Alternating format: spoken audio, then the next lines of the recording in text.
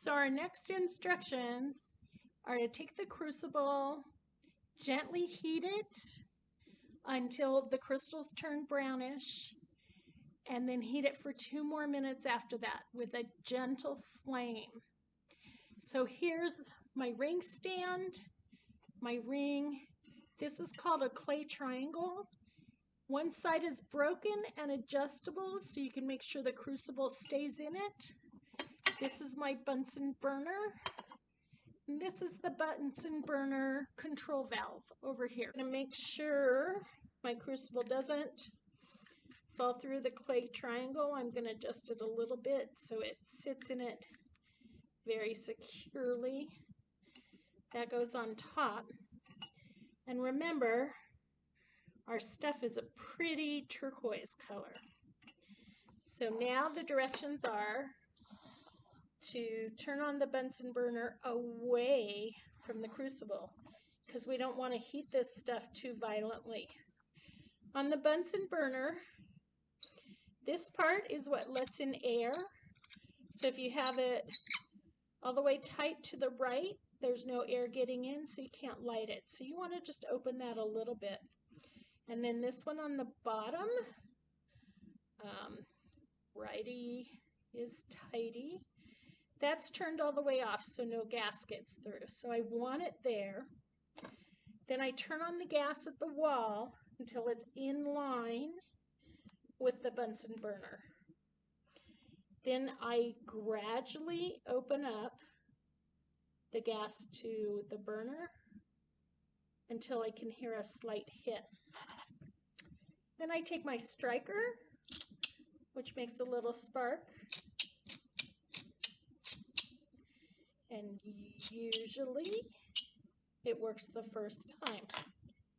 I may not have enough air going in, or I may have the gas up too high. Let me try again.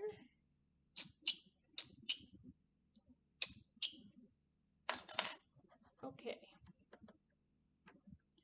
Well, first of all, I'm going to go put my goggles back on because I forgot them.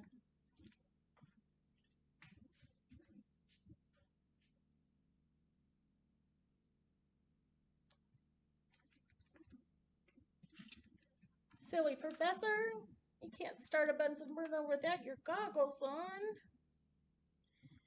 Okay, now I'm going to try this again. Opening the gas just slightly.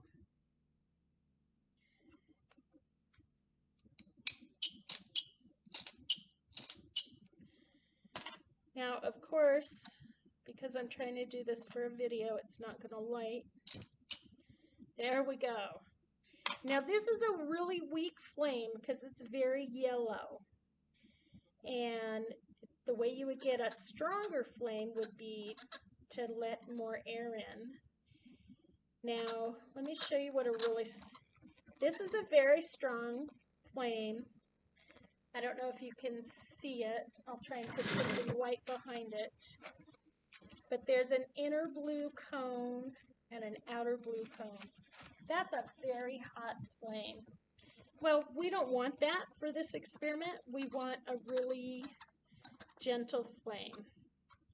So I'm going to turn it so it's just blue, and then I'm going to turn the gas down a little bit so it's a very gentle flame.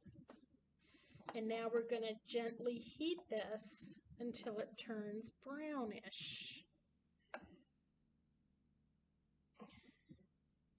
So you probably don't need to watch me heat it the whole time, but I'll show you what it looks like afterwards. So I want to show you what it looks like as I'm heating it. See, there's only a little bit of the turquoise left, and it's pretty brown. Once it gets all the way brown, I will then heat it for 2 more minutes. A comment about lab safety I want to make is that this Bunsen burner that does have a flame appears almost as if it's been turned off. So for that reason, you never leave a Bunsen burner flame unattended in the laboratory. This is a reason why I will send students home, and they get a 0 for that lab because this is a very important safety rule. Another thing I want to mention for safety, when you're working with a flame in a crucible, you always set the hot crucible on this, which is called a gauze pad or a clay gauze pad, because otherwise you can burn little holes into the lab bench and it doesn't look very attractive after a while. Also can be dangerous. Thank you. Okay, I've heated the crucible for 2 minutes after everything turned brown. Let me give you a look inside. See, just brown stuff. I'm going to set it on the gauze pad and slide a cover on it, and we're going to let that cool for 10 minutes. I'm going to set a timer because otherwise I'll be tempted to check it too soon. So I'll see you when 10 minutes is up.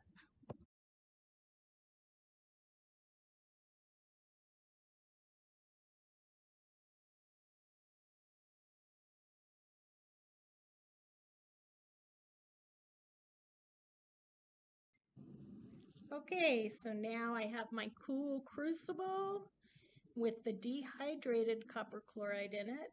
And we're going to go ahead, and the scale is at 0, and we're going to go ahead and weigh this. Now the missing mass from this is the water. So I get 19.875.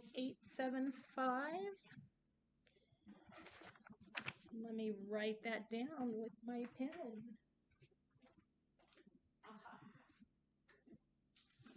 This is the kind of stuff I cut out from my videos. 19.875.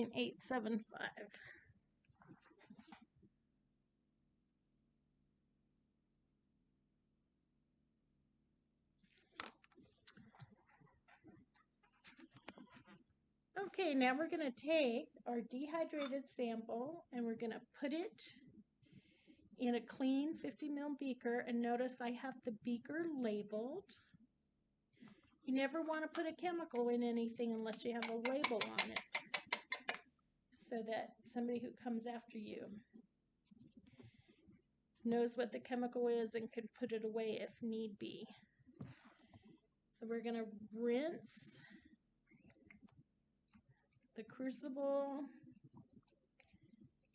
We're supposed to rinse it with 8 milliliters of water each time, and notice that the liquid is green.